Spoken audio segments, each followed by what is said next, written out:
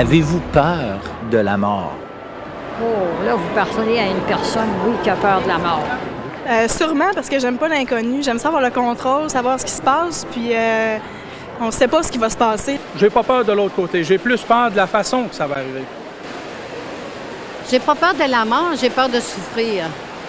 Si je crains la mort, non, pas encore. J'ai pas l'intention de mourir tout de suite, j'en ai pas encore peur. C'est une idée que j'appréhende pas tout de suite. C'est comme une chose, toute une fin, on finit par y passer. Je préfère aller au jour le jour et ne pas y penser lointain. Oui. J'aime autant jamais savoir quand est-ce que je vais mourir. Non, j'ai pas peur de mourir du tout. C'est rare que j'y pense, là. Même j'y pense jamais.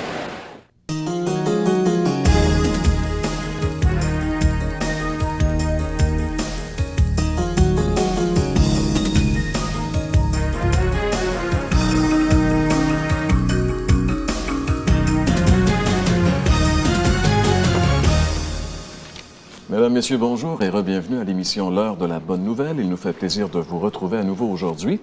Et vous savez que le thème que nous avons abordé cette année, c'est questions d'hommes et réponses de Dieu. Et alors, nous allons aujourd'hui vraiment nous interroger sur une question qui est fondamentale, une question qui fait frémir beaucoup de personnes. Est-ce que vous savez ce qui va arriver à votre mort? Peut-on savoir ce qu'il y a après la mort? Lorsqu'on parle de mort, on aborde un sujet qui fait frémir beaucoup de personnes. Et ce qui est merveilleux, c'est que la Bible peut quand même nous donner beaucoup de certitudes. D'ailleurs, c'est le seul livre qui peut nous donner une certitude face à cette éventualité. Vous savez, quelqu'un avait déjà dit, la vie, ça finit toujours mal, dans ce sens que c'est sûr qu'on va mourir un jour. C'est officiel. Mais est-ce que quand je vais mourir, tout se termine là? Est-ce qu'il y a la vie après? C'est une question que se posent beaucoup de personnes. Est-ce qu'il y a de la vie après la mort? Eh bien, la Bible répond à ces interrogations-là. La Bible, qui est la parole de Dieu, nous donne des certitudes. Et cette semaine, dans le cadre de notre émission, nous allons aller chercher dans la parole de Dieu la réponse à cette question. Peut-on savoir ce qu'il y a après la mort? Comme artiste invité, cette semaine, nous aurons le plaisir d'accueillir à nouveau Sophie Arbour.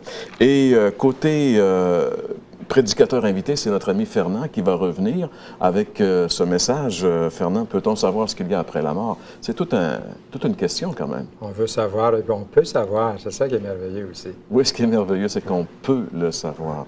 François, le Vox Pop, on a vu un peu les gens, là.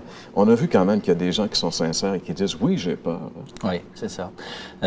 C'est intéressant de voir encore ça. Il y a une variation importante là, quand on écoute les gens se prononcer sur le sujet. Et puis, il y a un verset dans le livre de l'Ecclésiaste qui dit que vaut mieux aller dans une maison de deuil que d'aller dans une maison de festin.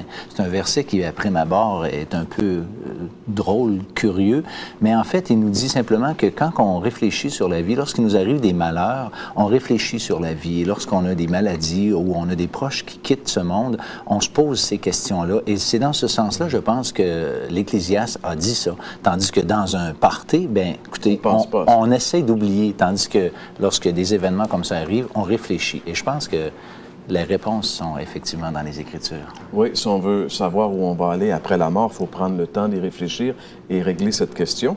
Et à l'émission aujourd'hui, on va justement vous aiguillonner, vous diriger sur ce que Dieu nous dit. Et je suis persuadé que vous allez gagner à écouter le message de notre ami Fernand Saint-Louis. Pour l'instant, j'aimerais vous convier à venir avec moi tout au haut du plus haut édifice de la ville de Québec, le complexe G, pour la chronique « La Bible répond ».